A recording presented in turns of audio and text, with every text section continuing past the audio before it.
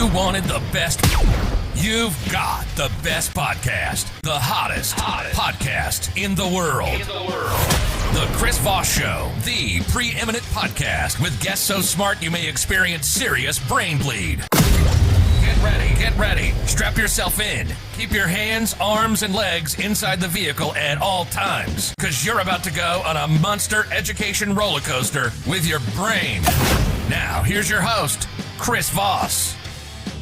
Hi, folks. Chris Voss here from thechrisvossshow.com, thechrisvossshow.com. Hey, we're coming here with another great podcast. We certainly appreciate you guys tuning in. Thanks for being here. And even more, thanks for referring the show to your family, friends, relatives. Get everyone involved in the show. Tell them, go to iTunes or wherever it is. You can go to chrisvoss.club or thechrisvossshow.com, and you can subscribe for free. It's an unlimited subscription for an unlimited time, available for free. So you want to take advantage of it while it's still out there. So you can also do that with youtube.com/Chris Voss to see the wonderful interviews we have of all the brilliant authors and people that are on the Chris Voss Show. Also go to goodreads.com/Chris Voss to see what we're reading and reviewing. You can also go to all the different groups we have on LinkedIn, Facebook, Twitter, Instagram, TikTok, all those different places where we share out the show. You can see everything that we have going on with the show and all the good stuff. Subscribe to all those different social platforms. Today, as always, every day, we have an amazing author on the Chris Voss Show. She's the author of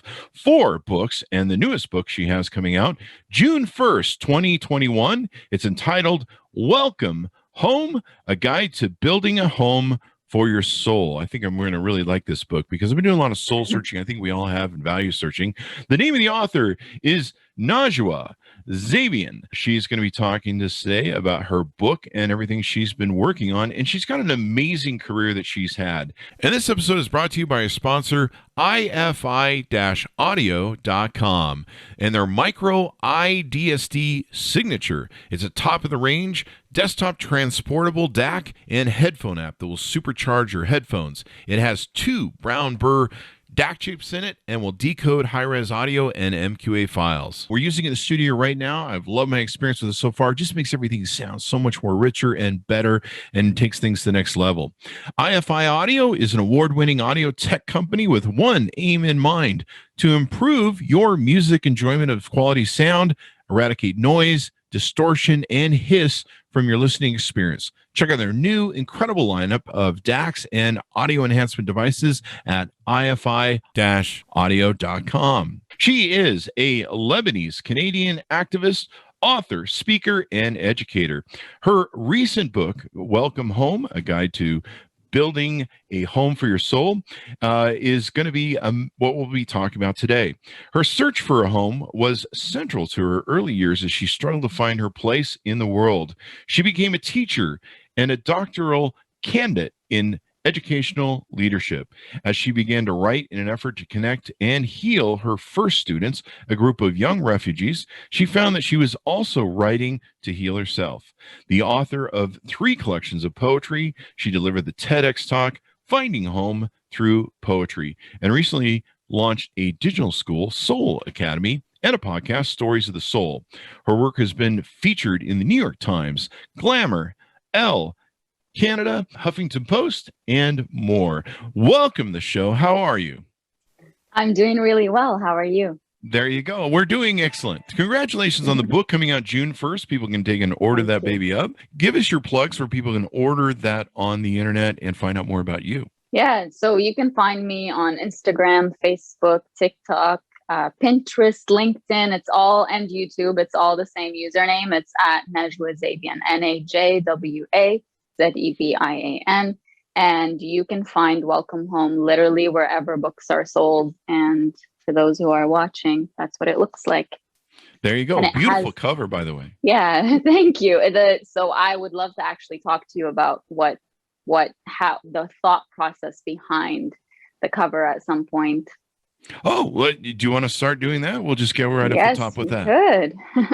So I've always used the analogy of a bird in all of my books, and that was never intentional. The very first thing I wrote where I used the bird was in my first book, Mind Platter, and the entry was called, what was the entry called? I don't remember the title, but I remember what it was about. So Broken Wings, that's what it's called, Broken Wings. And I begin by saying, don't break a bird's wings and then tell it to fly, because that's how I felt. I felt like my wings had been broken, and, you know, the people who caused me that pain were looking at me and saying, why aren't you flying? Why aren't you shining? And so there was an element of gaslighting there.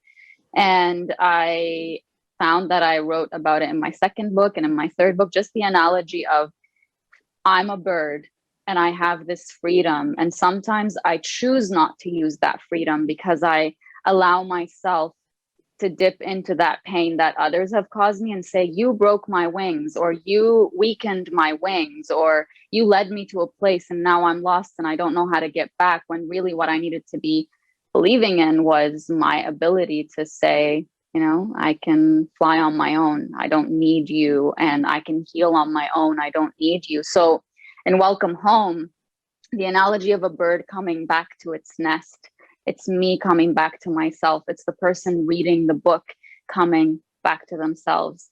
So that's why we used that. And you probably notice, if you look at the cover, there's gold feathers in the wings. And that is because I speak about a concept in the book called gold stitching your soul.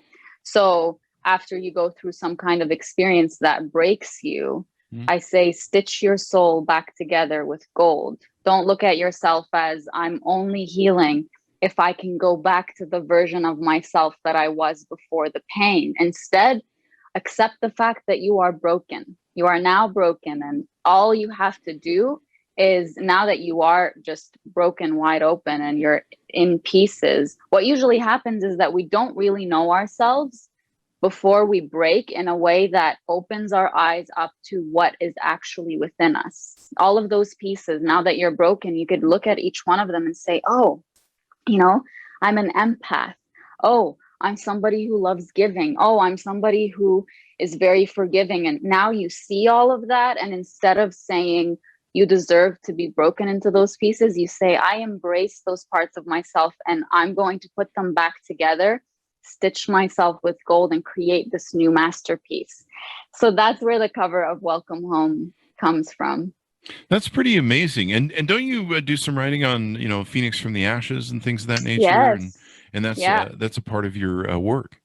Yes. My third book, Sparks of Phoenix, follows the stages of, you know, a phoenix burning to ashes and then, you know, coming out of the ashes and being reborn in a beautiful masterpiece that no one believed would be born again. No one believed. They just believed that they could burn you out and that's it, you would be done. But the beautiful thing about Sparks of Phoenix, and again, in using the same analogy, is you get to decide what you do with the pain that comes your way. This doesn't mean, I always get this comment, this doesn't mean that you deserved what you went through. And this doesn't mean that taking the time that you need to heal is a shameful thing at all. Some people take years to heal. Take that time. But you are the one who gets to decide that you are going to get up, that you are going to not continue being in that place where you're waiting for the one person who broke you or the few people who broke you to come back and say, I'm sorry I hurt you. I shouldn't have done that. Do not request the validation of those who hurt you or the permission of those who hurt you to tell you, now you have permission to heal. You can make that choice on your own. So in Sparks of Phoenix, the chapter that's right in the middle is also called Sparks of Phoenix because that's the beginning. Those are the realizations that you make that kind of start that spark of you getting reborn. Like the one who broke you cannot heal you. You know, pain comes when it comes, not when you're ready for it. And it leaves when it leaves, not when you want it to. All of these realizations about acceptance, about coming back to yourself, about owning your healing, just like you owned your pain. That is the most important part of healing. The journey upwards is beautiful because you're constantly getting that validation from yourself that now I'm on the rise, I'm showing myself. But it's that moment in between being in a very dark place and choosing to start coming out of it, that's the most crucial one.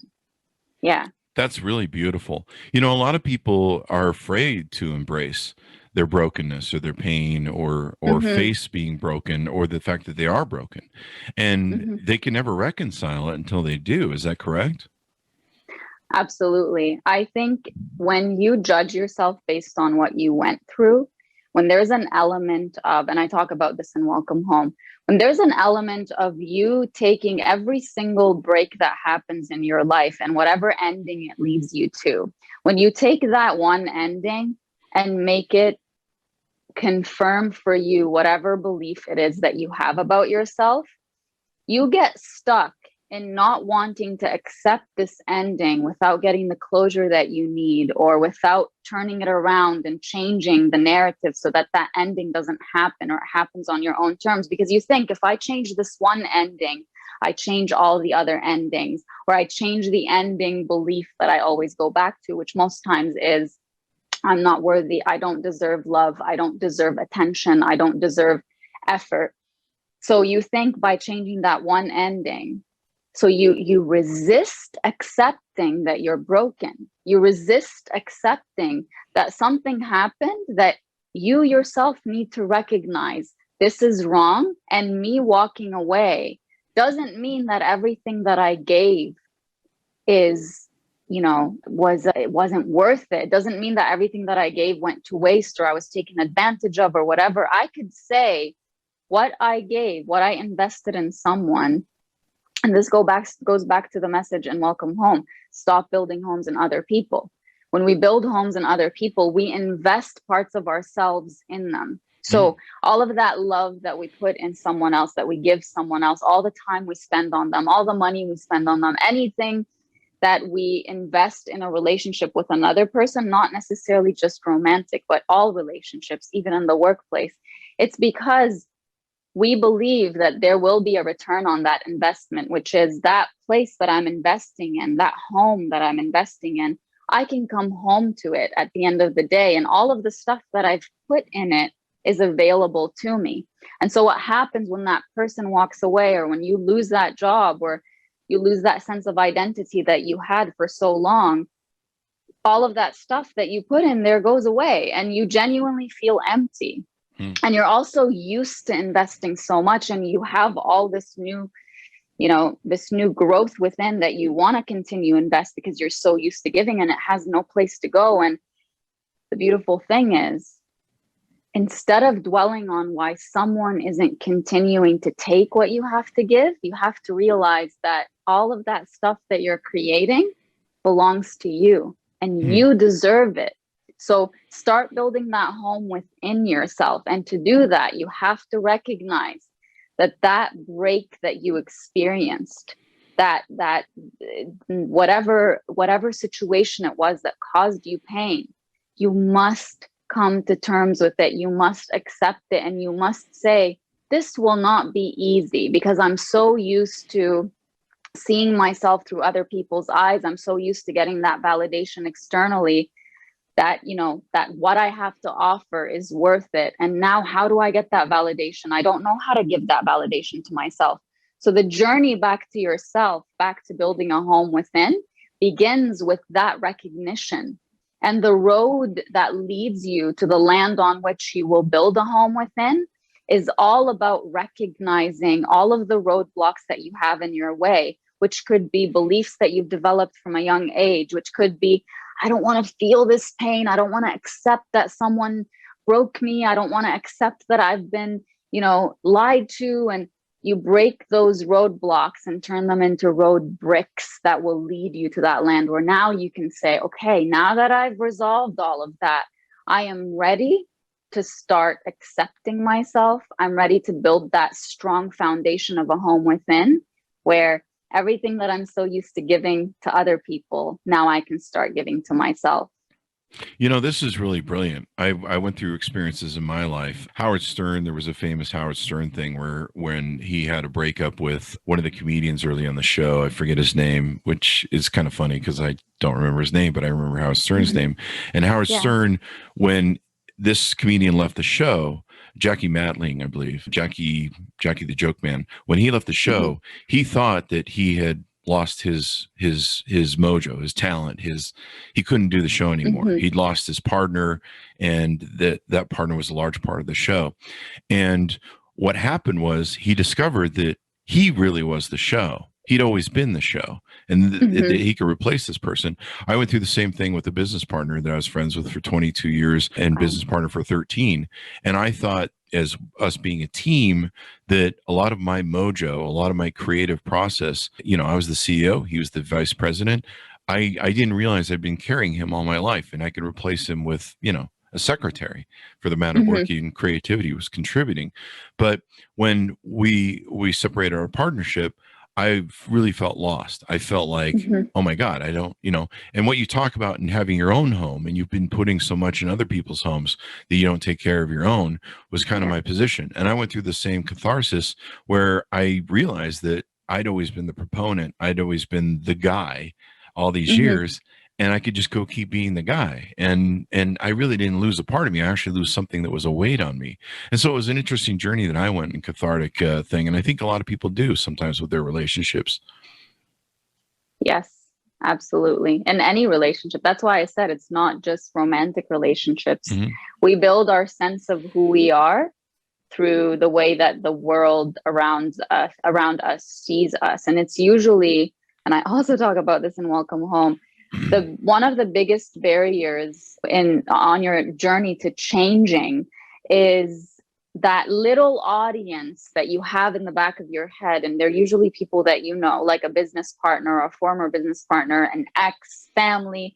Usually it's the people who you've invested in them, whether it's emotionally or any kind of investment. And you're worried about how they're going to perceive that change, because they're going to say, oh, you've changed, or you're not like that. I'm not used to you being like that. And one of the strategies that I use in Welcome Home is see a bigger audience. Identify who is your audience. I had a moment once when a reporter asked me, I was speaking up about women's rights, and I was speaking up about an experience of mine. And, I talked about what really stands in the way of us listening to stories, not just sexual harassment that happens to women, but also men, is that there is that fear out there of judgment, and there's that fear of retaliation.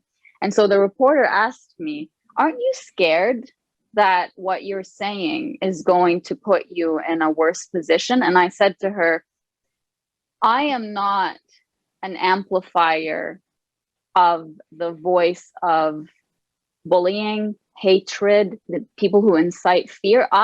That's a little audience of mine. Yeah, maybe that scares me a little bit. I am the voice and the amplifier of the voice of those who are on the other side, those who are sitting in a dark corner thinking, if I speak up, then X, Y, and Z is going to happen to me.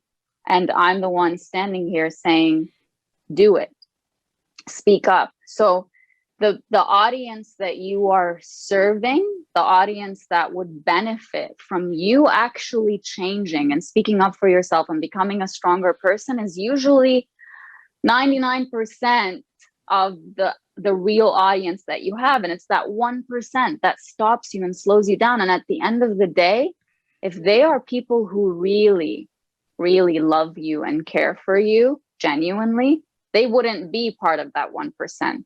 They would be pushing you to be better. So see a bigger audience. Identify who that audience that you always go to in the back of your mind before you post something on social media, before you make a decision in your life, before you publicize something, before you take that one step towards a dream of yours. Who are the first people who come to mind that scare you away from that? And just recognize, yes, they're there. They'll always be there, but the world is so much bigger than that. It's very true. I love that. I went through an experience in my life where when my first kid died, I was just wrecked. And I really don't, I have my social media large audience, so I share everything with them. I'm just a single guy with dog kids. So, I had this moment where I wanted to share what I was experiencing, and just to bleed it out, just to get it out of my soul and of the loss. And I spent like a half an hour waiting to press the post button, because I was like, this is way too personal. I don't want to share this. I don't want to it seems almost too selfish to me. Like, this is all about me, like blah, blah, blah, my problems, blah, blah, blah. And finally I just pressed post and I went to bed. And what was amazing to me was how many people it helped. Like I thought it was a selfish act, me sharing my pain, me sharing my story, my journey. I thought it was a selfish act. And I thought it was way too personal because I was just letting people know how much it hurt. And I was stunned.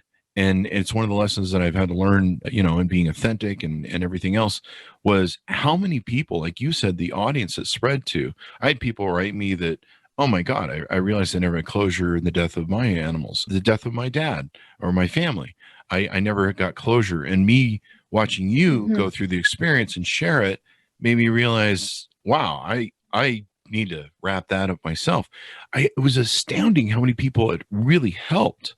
And it was the farthest thing from a selfish act. And so, like you said, that audience, I just found the audience, and people who love me went, we embrace you, Chris, and we're here for you. People are calling me the next day. It was just astounding to me.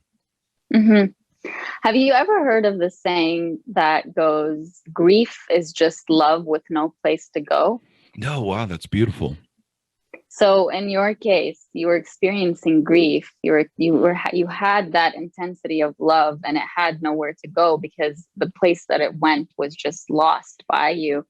And you gave permission to everyone that you shared it with to allow you to feel like you're giving that love, by helping them feel heard and seen. Like someone telling you, I didn't realize how much I didn't heal from the loss of my pet or the loss of someone in my life. That you feel immediately that love that you have pent up somehow in the honor of what you lost or who you lost has a place to go. So I think that's so beautiful. That's really beautiful what you said. Wow, that's amazing. I'm going to go back in the show and I'm going to write that down.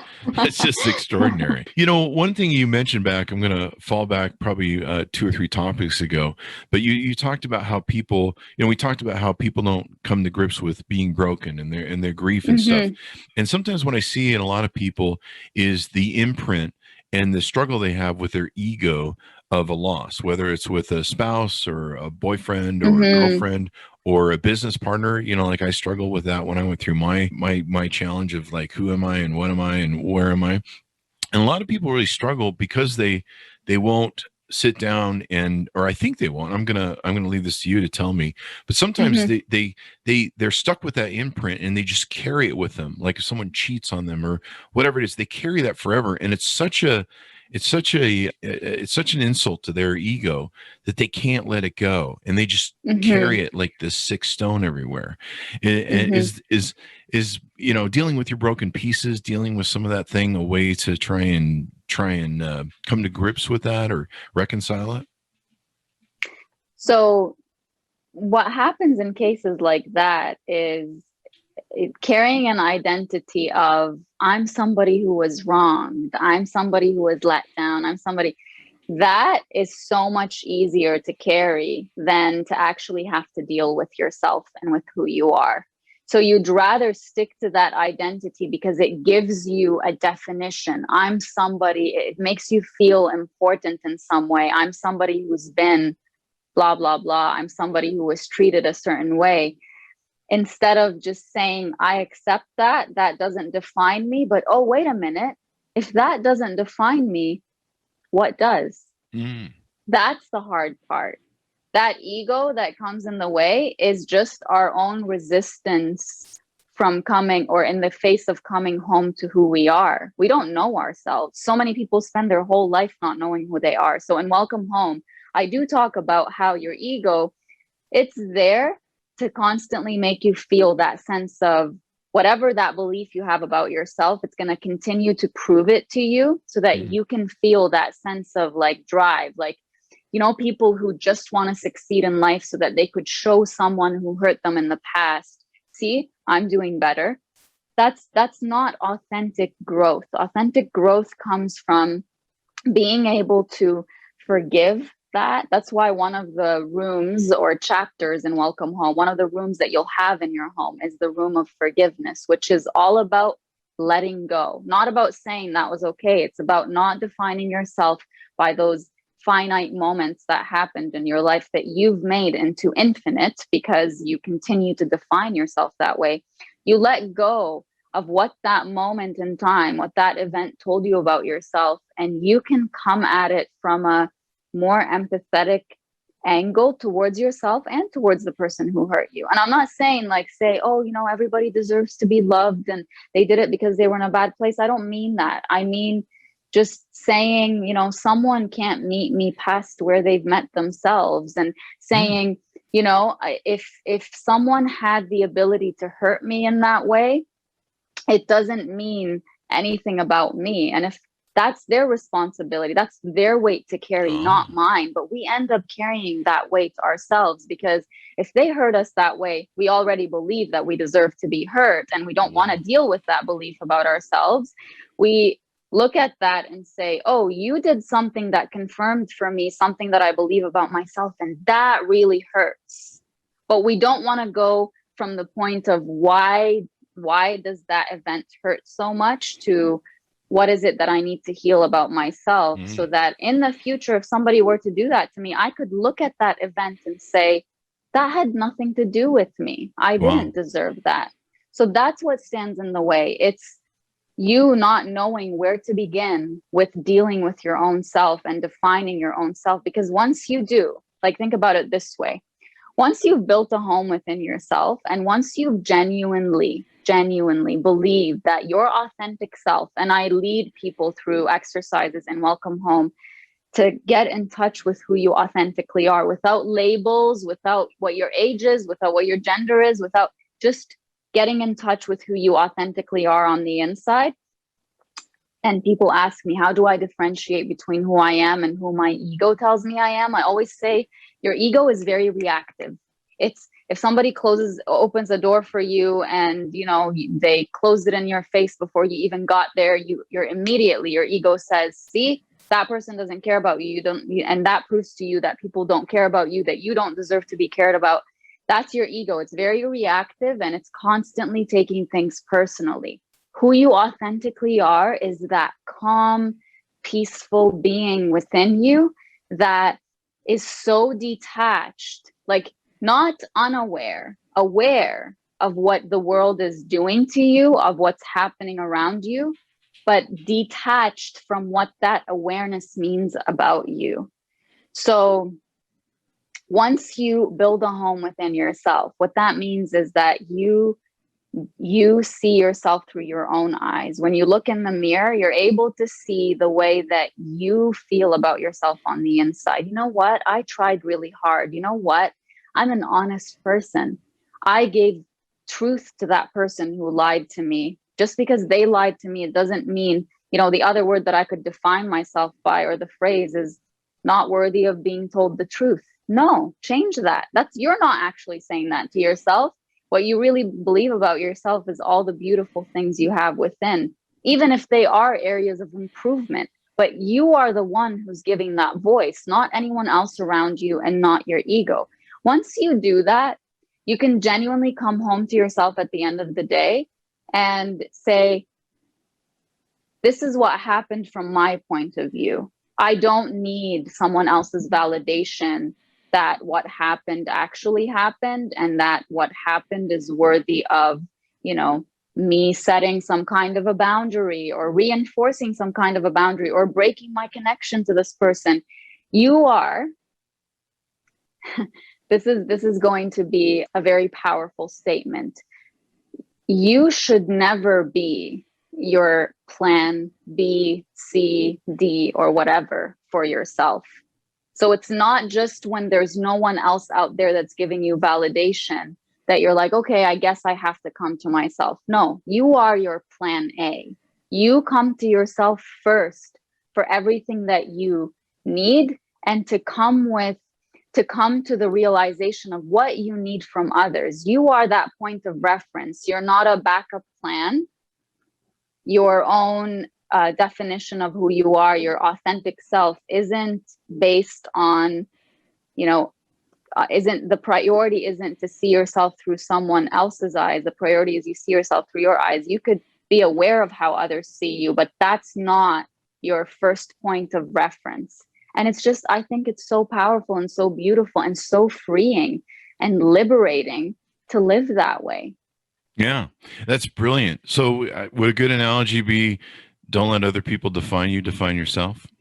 Yes. Don't let other people define you, define yourself. Don't allow other people to define what is right and wrong for you. And I come from this, from a very general perspective, but also when it comes to culture, religion, community, whatever community you belong to, I see that so many people forget to even ask themselves, but do I believe that? Do I believe that that's the right way of living? We don't, because we're trained from a very young age to believe certain things. And there's a place in Welcome Home where I talk about that. Actually, as I was narrating the audiobook, I cried. I couldn't read it without tearing up. It's the moment I realized when I had been wronged, broken very much. And I said, what hurt in that moment wasn't all the lies that were told. It wasn't, seeing people's real faces. It wasn't that the outcome wasn't what I hoped it would be. I listed all those things and I said it was all of that. But the most painful thing was that when I walked out that door, I had no idea who I was, because I had defined myself by that pain for so long that now that it was over and I had no control of the situation, I had no idea who I was. And I had no idea that I could question, who am I? What do I believe in?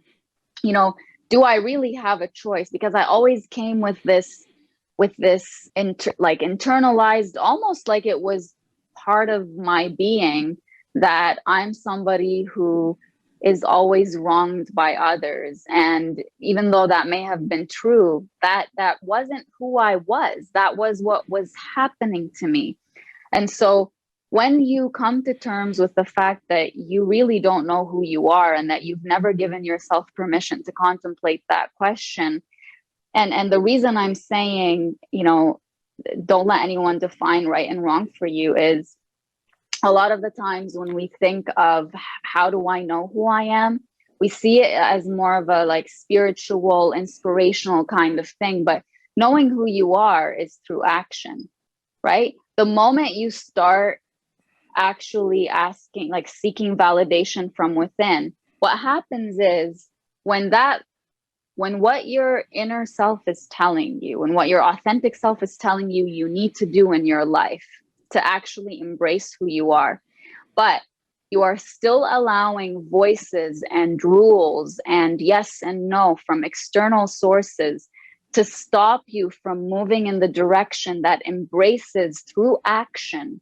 who you are, you immediately feel like you're betraying yourself, and you don't want to feel that. So this path is familiar, the path of following the rules and everything. So I will continue to follow that path, but at the same time resent everyone and resent myself.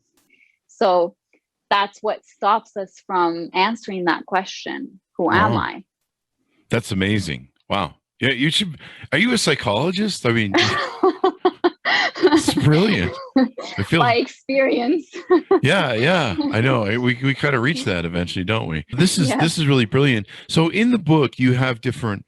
I talk about the house structure itself, but you talk about different rooms. Do you want to give us some examples of some of those rooms?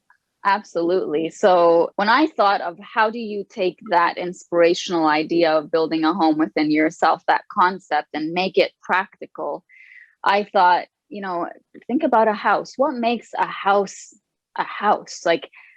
You've gone through moments like this in your life where if a friend of yours were to come to you with a problem, you would know the exact solution. You would know how to tell them what they deserve, what they don't deserve, what they need to walk away from. But when it comes to your own life, you're like, but I'm different and I understand people. I understand where they're coming from. And so I went through that, and I went through this. It felt like I was a hypocrite because I knew so much about what love looked like.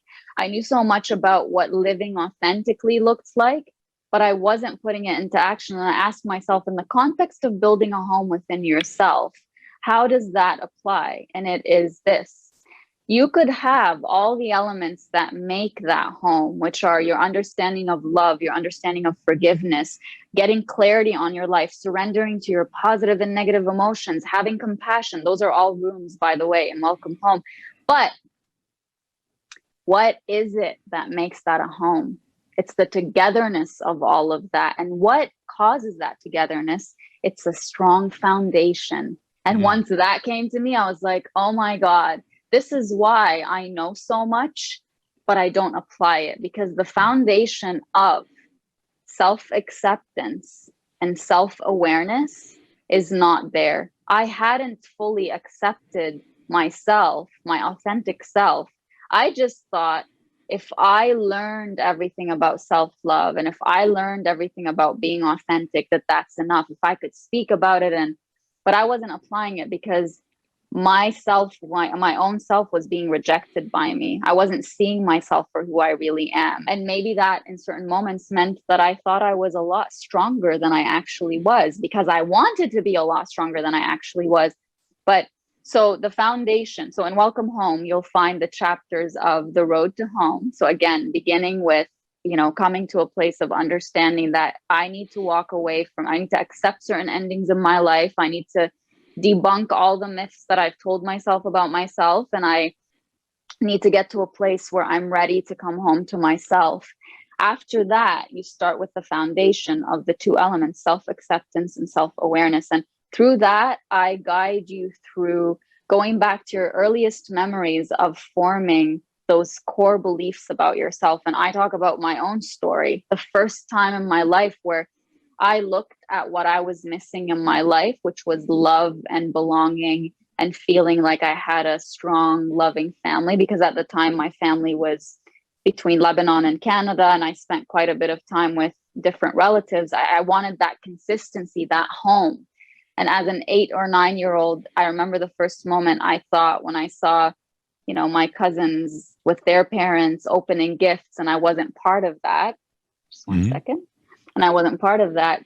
The first question that came to me was, why can't I have that? And that's what stuck with me until my later years. I'm 31 now, but until these few most recent years, is every time I would feel like I wasn't important to someone, I wasn't worthy of being held on to, I would go back to that moment. Why can't I have that? And I realized that, and I write about this like in detail in Welcome Home, that the question itself indicated that that was something I could not have. So the question doesn't have to be, why can't I have that? It's, why don't I have that? And once I change that word, then there is possibility there, and there is an ability to put forward whatever I need to put forward to have that. And so I lead whoever is reading Welcome Home to that point of going back to those core beliefs and then changing the narrative, having more empathy towards yourself and not judging yourself for everything you'd accepted before that you didn't deserve, that maybe you didn't know you didn't deserve, and maybe you did, which I think makes it harder for people when they're like, no, I knew what I was doing. I knew what I deserved. Still, forgive yourself. Forgive yourself. So once you build that strong foundation of knowing what led you to the point in your life that you are at now, knowing what leads you to, in so many instances, accepting way less than what you deserve, accepting scraps of people's love and attention or whatever it is, and then being aware of how your mind makes stories of current things that happen in your life that prove all of that for you, or it's like confirmation bias. You see what you're looking for, you see what you already believe. So once you have those two elements of self-acceptance and self-awareness done, that your foundation is done, now you put the rooms. And the rooms, the first one is self-love, the room of self-love. And I put that first because to me, that's the most important one. And I talk about how love is not just a word. Like I say, if you love someone, how do you show them your love? Tell me, what things do you do? Okay, so don't just stop at saying, I love myself. Well, how do you love yourself? Show yourself through action that you love yourself. So I have several strategies in there for self-love. One of them is very simple. It's just imagining that you're flipping a switch and you're turning from self-hate mode to self-love mode, period. Like the moment you sense that you're telling yourself, what is wrong with you? Why? How could you not finish all of that? Or the moment you sense yourself speaking to yourself in a hateful way, you say, I'm going to switch to self-love mode, and I'm going to talk to myself the way that I speak to the person I love the most. Because you know what happens when I ask people, who are the people you love the most? Like the 1, 2, 3 people that you love the most. List them for me. Okay. Now imagine you are up there right next to them. People start crying because they've never seen themselves as worthy of the kind of love that they give to others. They think their worthiness of love is based on how much they're able to give. And it's like, without anything that you have to give, you on your own. And this is not the same as the messaging that's just like, just be who you are and just do what you want, and not in an arrogant kind of way. It's more like, stop working so hard just to be loved. Love isn't hard.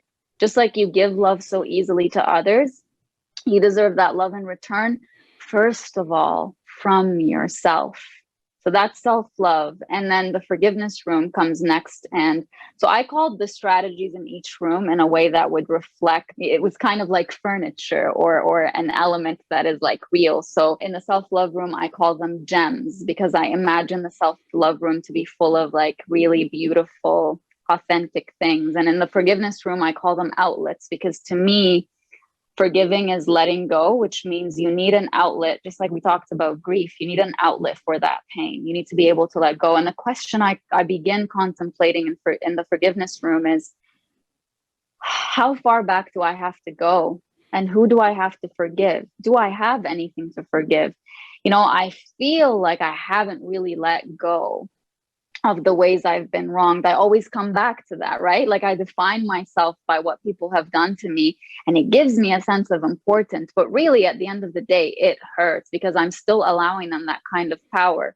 So one of the activities that I talk about is cutting the cords. So if you imagine the person that hurt you and you imagine yourself as a marionette, and they are controlling that marionette by the pain that they caused you. And you're still allowing what they did to you to hurt you because you are somehow attached to it, whether it's by saying, oh, I want them to regret it one day, or I can't believe they haven't asked for my forgiveness. You're still giving them power.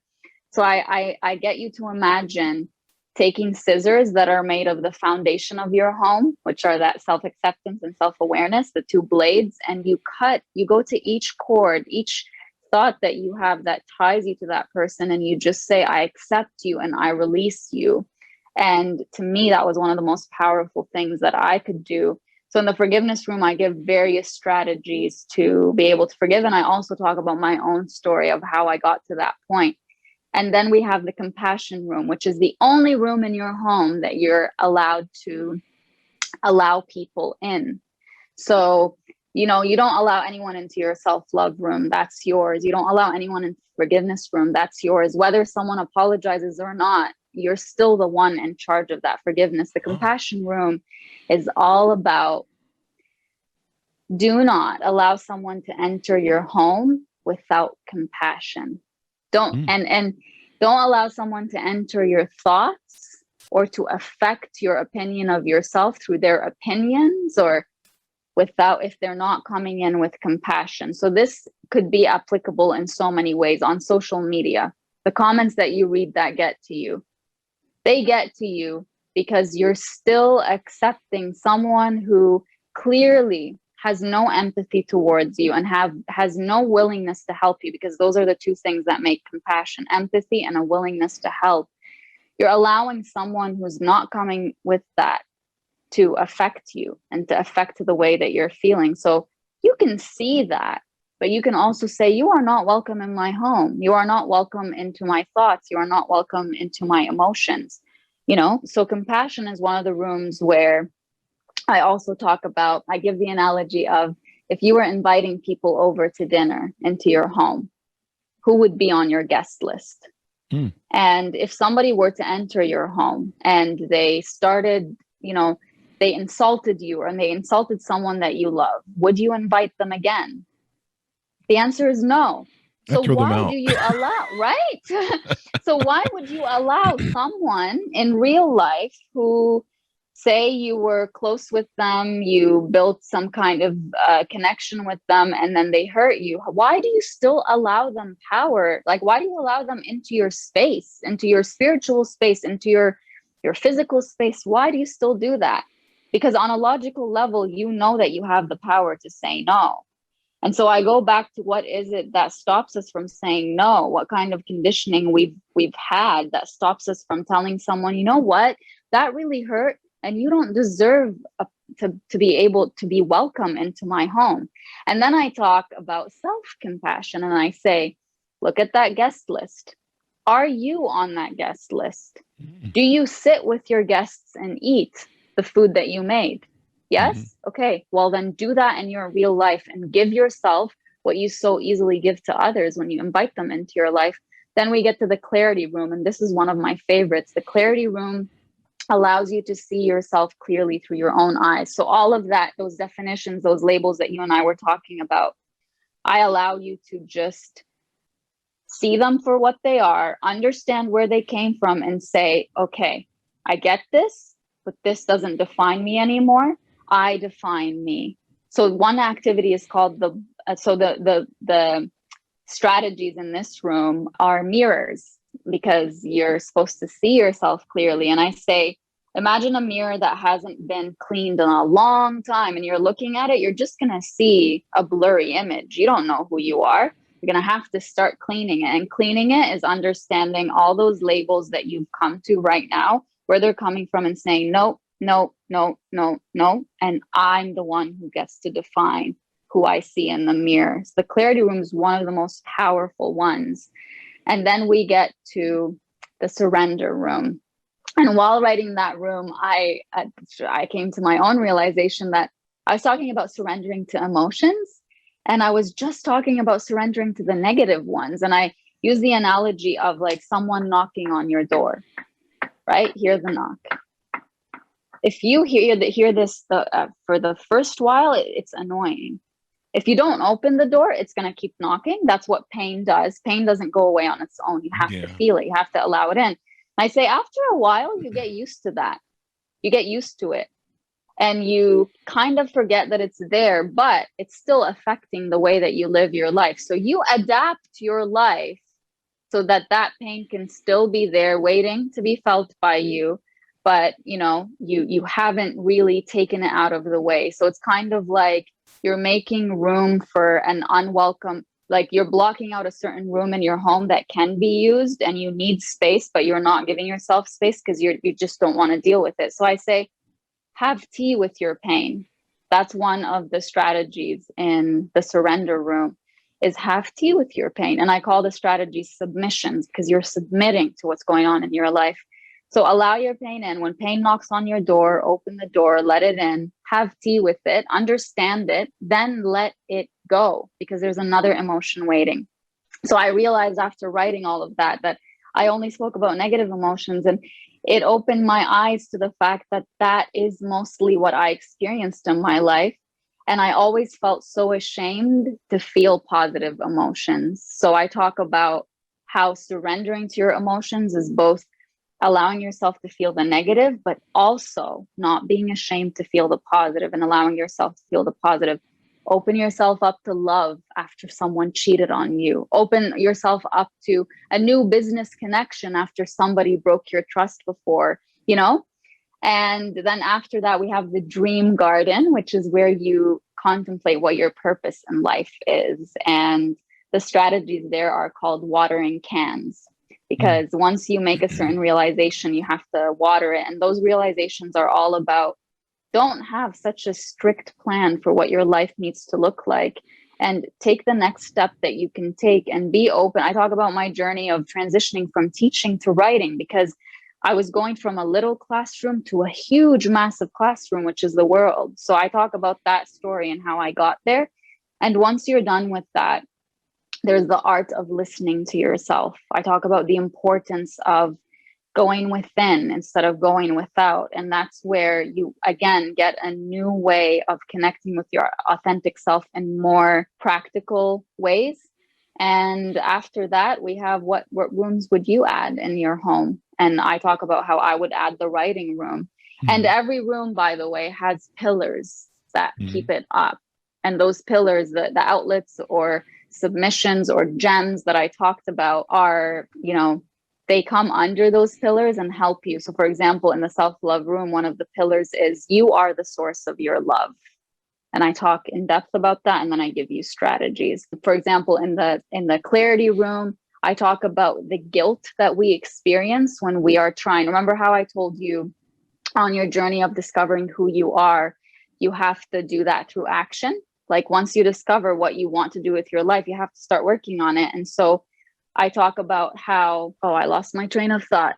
One of the pillars is about guilt. And so I tell you how to see how that guilt is not an indication that you need to stop moving in the direction that embraces who you are. It's an indication that you've been trained to believe that unless you live your life a certain way, you're not enough. So you feel guilty for letting someone down, your family, your friends, you feel guilty for doing that for yourself and selfish. So one of the pillars is don't let guilt stop you.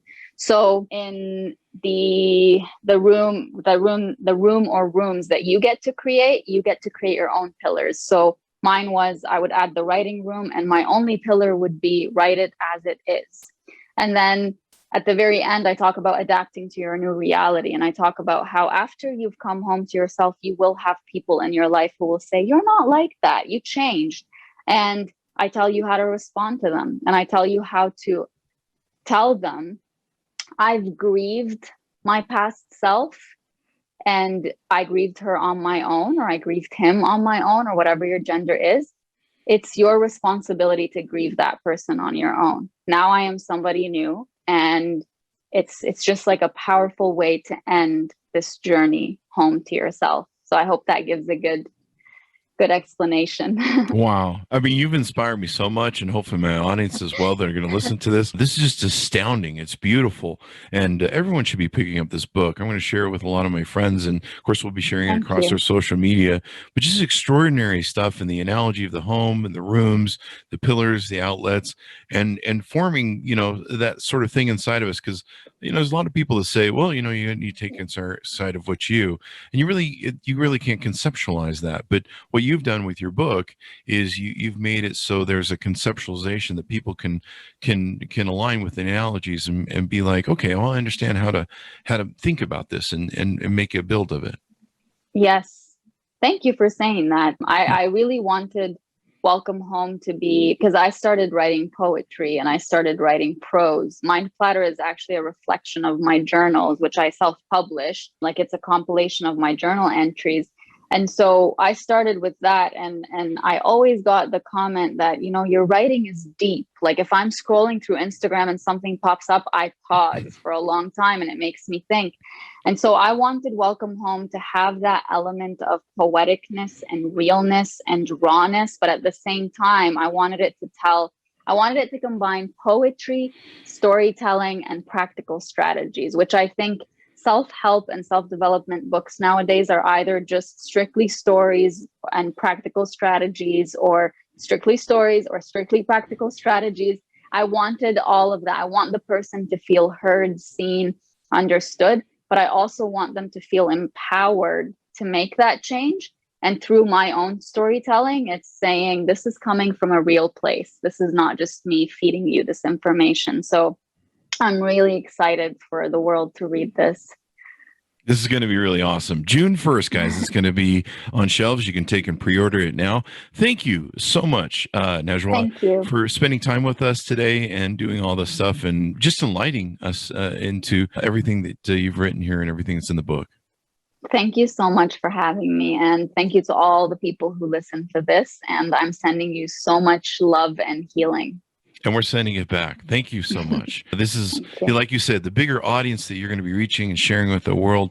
Hopefully so many people will be touched by your book and everything else. Thank you. So to my audience, be sure to check it out. Welcome Home, a guide to building a home for your soul. You can order up June 1st. Get your advance copies now, your pre-sales now, so that you can take and be the first one to say, in your book clubs and stuff like, hey, I read it first. So anyway, thanks to everyone for being here. Thanks, Miles, for tuning in. Go to youtube.com/Chris Voss to see the video version of this. Go to goodreads.com/Chris Voss. All the groups we have on LinkedIn, Facebook, Twitter, Instagram, you pick it. We're always there. Thanks for everyone for being here, and we'll see you guys next time.